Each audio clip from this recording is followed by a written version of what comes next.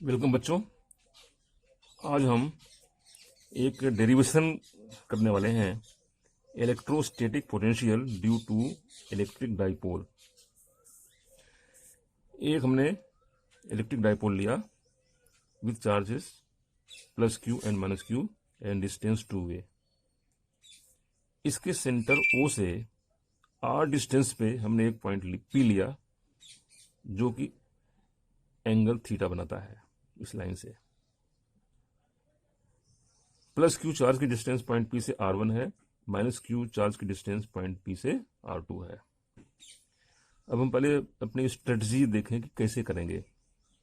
हम क्या करेंगे, P से Q चार्ज के कारण पहले हम निकालेंगे पोटेंशियल, उसी तरह से माइनस Q चार्ज की वजह से हम निकालेंगे पोटेंशियल। दोनों पोटेंशियल निकाल करके हम दोनों को ऐड अप करेंगे। हम देखेंगे कि जो पोटेंशियल है वो R1 और R2 के टर्म्स में आ रहा है, क्योंकि यहाँ से डिस्टेंस R1, यहाँ से डिस्टेंस R2 है। हमको निकालना है in terms of distance R। तो उसके लिए हम क्या करेंगे कि ट्रिग्नोमेट्री और अलजेब्रा की सहायता से हम इसको, और ज्योमेट्री की सहायता से हम इसको निकालेंगे इन टर्म्स ऑफ R। तो इस तरह से हमारा ये निकल आएगा। तो हम शुरू करते हैं। तो पहले हम due to charge Q plus Q, due to charge plus Q हमारा कितना होगा पोटेंशियल, मान लिया V1 है। So V1 will be equal to 1/4πε0 Q/R1। ये फार्मूला है, हमने कोई नई बात नहीं की, हमने फार्मूला ड्राइव किया था इसके पहले। उसी तरह से due to charge minus Q, this will be say V2 equal to 1/4πε0 minus Q/R2। ये निकाल लिया। अब हम दोनों को सम अप किया, मान लिया दोनों का सम आ रहा है V will be equal to V1 plus V2। अब इनकी हमने वैल्यू पुटअप कर दिया। So V will be equal to 1/4πε0 Q/R1 minus Q/R2। ये हमारा आ गया। इसको हमने मान लिया इक्वेशन नंबर 1। अब इसके बाद में हम क्या करते हैं कि जो जैसा कि हमने प्लान किया था, हम R1 और R2 को निकालते हैं इन टर्म्स ऑफ R, क्योंकि O से P की जो डिस्टेंस है वो R है। तब हम क्या करते हैं, बस इसमें हम ज्योमेट्री की सहायता लेंगे। सो बाय ज्योमेट्री हम फार्मूला जानते हैं, R1 square will be equal to R square plus A square minus 2AR cos theta. इसके सामने का एंगल थीटा है, तो ये इसका रिलेशन है। उसी तरह से R2 का, इसके सामने का एंगल क्या है, 180 माइनस थीटा। तो इसको हम लेंगे यहाँ पे, R2 square will be equal to R square plus A square minus 2AR cos 180 minus theta. हम जानते हैं कि cos 180 माइनस थीटा की वैल्यू क्या होती है, माइनस cos थीटा। तो ये हो जाएगा R2 square equal to R square plus A square plus AR cos theta. ये दोनों इक्वेशन मिल गए हमको। जैसे पहले हमने बताया कि इसके टर्म में करना है, तो हम क्या करेंगे, इसको रीअरेंज करते हैं। R1 square will be equal to, हमने कॉमन लिया R स्क्वायर कॉमन लिया हमने, तो आ गया 1 square 1 minus 2A cos theta by R plus A square by R square. ये आ गया। अब हम क्या करेंगे, ये जो टर्म है, जो R है, it is much much much more than A। R बहुत ज़्यादा है, A बहुत कम है, R ज़्यादा है। तो ये जो टर्म है इतना छोटा होगा कंपेयर टू दीज टू कि इसको हम इग्नोर कर सकते हैं।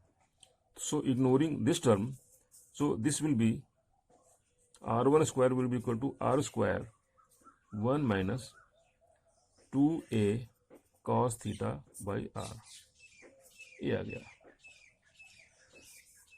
अभी यहाँ पे स्क्वायर है तो स्क्वायर खत्म करने के लिए हम क्या करेंगे, R1 will be equal to R, इसका पूरे का अंडर रूट हो जाएगा 1 minus 2a cos theta by R power 1/2। अब हम अगेन हमको चाहिए 1/R1, ठीक है वो भी निकालते हैं हम। 1/R1 will be equal to 1/R 1 minus 2a cos theta by R power minus 1/2, ये हो गया।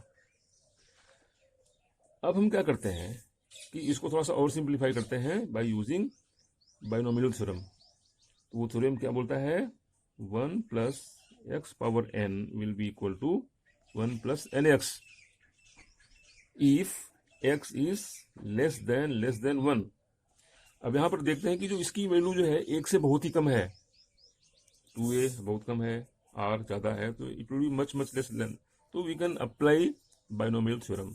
तो इसकी जो वैल्यू होगी ये इसमें मल्टीप्लाई हो जाएगा, यहाँ पे इसकी वैल्यू हो जाएगी 1/R1 will be equal to, जब हम इसको मल्टीप्लाई करेंगे तो क्या होगा यहाँ पे 1/R और ब्रैकेट में क्या हो जाएगा यहाँ पे 1 प्लस, ये हम यहाँ पे माइनस है, ये माइनस से प्लस हो जाएगा 1 plus a/R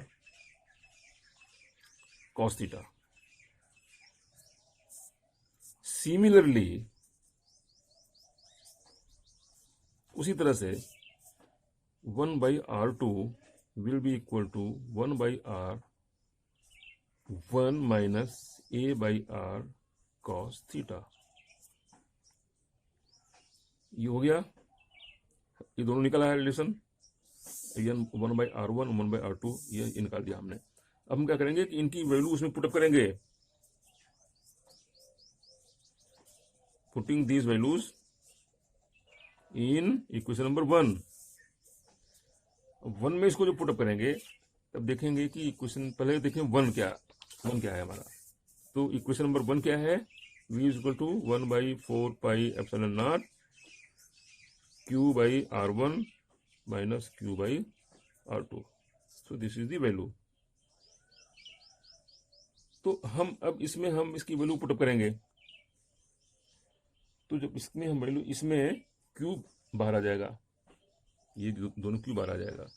so v will be equal to, q बाहर ले लीजिए, q/4 pi epsilon not,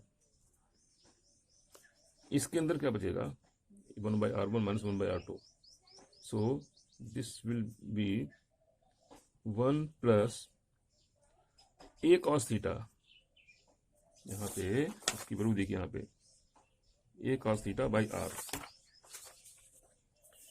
a cos theta by R minus same thing 1 minus a cos theta by R। अब just simplify, v will be equal to 1/4 pi epsilon naught. अब इसमें simplify करेंगे तो 1 plus a cos theta by R minus 1 plus a cos theta by R, 1 cancel हो गया और R नीचे आ जाएगा। So v will be equal to q by, यहाँ पे q रहेगा, q/4 पाई एप्सिलॉन नॉट, यहाँ पर क्या होगा a cos theta plus 2a cos theta, यहाँ पर होगा 2a cos थीटा। अब यहाँ पे 2a cos थीटा बाई, यहाँ पे बेसिकली यहाँ पर जब वैल्यू पुटअप करेंगे तो यहाँ पे आया था हमारा 1/R, R1 और R2 की जो वैल्यू थी, यहाँ पे R1 और R2 की वैल्यू 1/r1, यहाँ पे 1/r नीचे रहेगा. सो this will B 1/r, 1/r, 1/r. So it will 1/a/r. So V will be equal to Q into 2a cos theta, r और r मल्टीप्लाई करके r स्क्वायर हो जाएगा. 4πε0 r स्क्वायर. सो हम जानते हैं कि 2a इंटू क्यू कितना होता है, p. So v will be equal to q by 4πε0. इसको मल्टीप्लाई करने पहले यहाँ पे वन आ जाएगा into p cos theta by r square. q into 2a, q into 2a equal to क्या होता है, इट इज p. p क्या होता है, dipole moment. So v is equal to 1/4πε0 p cos theta by r square. So this is the value. So this is the required value. So it will come v is equal to 1/4πε0 p cos theta by r square. So this is the required equation. हम जानते हैं यहाँ पर कि जो p cos theta होता है, अगर हम वेक्टर फॉर्म में लें तो p cos theta will be p vector dot unit vector in direction of r, इसी डायरेक्शन में. तो इसको हमने वेक्टर फॉर्म में कन्वर्ट कर लिया. सो this will B v is equal to 1/4πε0 p vector into r cap by r square. It is dot product basically. P vector dot r cap by r square, where r cap is unit vector. You can write down r cap is unit vector along r, यानी OP कहलाएंगे unit vector है. सो इसमें हम देखते हैं कि क्या, इसमें देखते हैं कि जो v है that is proportional to 1/r square. तो हम ये देखते हैं, और इस पर भी डिपेंड करता है कि इन दोनों के बीच में जो एंगल है r और p के बीच में जो एंगल है p वेक्टर और r वेक्टर के बीच में जो एंगल है उस पर भी डिपेंड करता है. v depends on angle between p vector and r cap. इन दोनों के बीच का जो एंगल उस पर थीटा, उस पर भी डिपेंड करता है. तो ये तो हमारा हो गया, इक्वेशन आ गया जो हम चाहते थे. ये भी वेक्टर फॉर्म में भी हम इसको करते हैं. अब हम क्या करते हैं कि इसका जो इसमें केसेस हैं, अगर हमको मान लिया डाइपोल एक्सिस के उसमें निकालना है, मान लिया तो हम क्या करेंगे कि जो थीटा है, थीटा को अगर हम जीरो कर देंगे, अब यहाँ देखते हैं, अगर हमने थीटा को अगर जीरो कर दिया तो ये एक्सिस के उसमें अलॉन्ग आ जाएगा, और थीटा को अगर हम 90 डिग्री कर दिया तो इसके अलॉन्ग आ जाएगा. अब इसी को हम इसमें देखते हैं ऑन डाइपोल एक्सिस. क्या होगा, थीटा इक्वल टू 0 होगा या फिर 180 डिग्री होगा. कुछ इस तरह बनेगा, -q + q, बीच में अगर मान लिया ये अगर 2a है और यहां से किसी पॉइंट p पर मान लिया अगर r है, ये हमारी एक्सिस है, तो क्या होगा, v कितना होगा, v equal to you can say p cos theta by 4 pi epsilon naught r square, ये फार्मूला है। तो थीटा की वैल्यू हम इतना इतना रखेंगे तो क्या होगा, v इक्वल टू, यहाँ पे हमने क्या किया, डायपोल एक्सिस पर निकालने के लिए हमने इसको पहले बनाया, फिर इसमें थीटा क्या होगा, या तो होगा 0, इसमें हम देखते हैं जो थीटा होगा, थीटा या तो 0 होगा या 180 होगा। फिर दोनों में कि जो डायरेक्शन में, एक इधर होगा तो प्लस होगा, इधर होगा माइनस होगा। हमने जस्ट यही यहाँ पे पुटअप किया, थीटा की वैल्यू 0 या 180। तो इस इक्वेशन में हमने अगर 0 किया तो प्लस होगा और 180 किया तो माइनस होगा। So it will B plus minus p by 4 pi epsilon naught r square, ये बना। और दूसरा अगर हम लें equatorial line, equatorial line means theta बराबर कितना होगा, 180 degree, sorry 90 degree, 2 pi, pi by 2। इसको अगर हम थीटा इज इक्वल टू, अगर हम 90 डिग्री ऐसे करें तो ये इसके परपेंडिकुलर हो जाएगा, ये that will convert into equatorial. तो अगर इक्वेटोरियल एंगल में अगर हम इसको कुछ इस तरह से बनाते हैं, मान लिया ऐसे बनाते हैं, माइनस क्यू प्लस क्यू, वही चीज है, ये इसका पॉइंट ये है। तो इसके 90 डिग्री अगर हम कर दें, मान लिया ये पॉइंट यहाँ पर है, यहाँ पे अगर पॉइंट पी है, ये 90 डिग्री कर दें यहाँ पे, और ये होगा 2a। उस कंडीशन में क्या होगा, जब थीटा जब 90 डिग्री होगा तो कॉस थीटा यहाँ पे है 0 हो जाएगा, at that condition v equal to 0। बस, तो दोनों कंडीशन हमने देख लिया। अब हम इसको इस तरह से रिकैप करें। पहले हमने क्या किया, डाइपोल में हमने पहले एक पॉइंट लिया जो कि इसके सेंटर से r डिस्टेंस पे है। उसके बाद हमने क्या किया कि अलग अलग प्लस क्यू और माइनस क्यू की वजह से हमारा जो बनता है, जो होता है हमारा पोटेंशियल, वो हमने निकाला, v1 और v2 निकाला। फिर हमने उसको जोड़ा, समअप किया।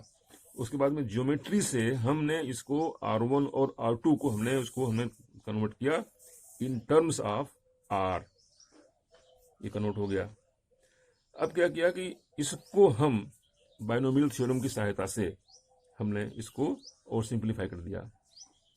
उसके बाद में हमने क्या किया कि इसमें हमने वैल्यू पुटअप की, जो वैल्यू पुटअप किया हमने इसमें, ये आ गया यहाँ पे। फिर हमने सिंप्लीफाई करके हमने निकाल लिया हमने।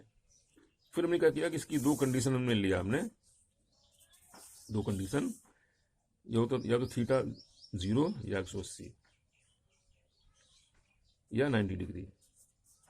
तो उसमें हम एक्सिस या इक्वेटोरियल पोजीशन दोनों पे हमने निकाल लिया। हमने ये देखा कि एक्सिस पर होता है ये plus minus p by 4 pi epsilon naught r square along axis. Plus minus इसलिए क्योंकि प्लस होगा तो डायरेक्शन दूसरी होगी, अगर 0 होगा तो कुछ और होगा, 180 होगा तो कुछ और होगा, इसलिए प्लस माइनस किया। और इक्वेटोरियल लाइन पे वो 0 होगा क्योंकि cos 90 0 होता है। तो आज का बस यहीं तक, आगे हम किसी दूसरे टॉपिक पे बात करेंगे। Thank you.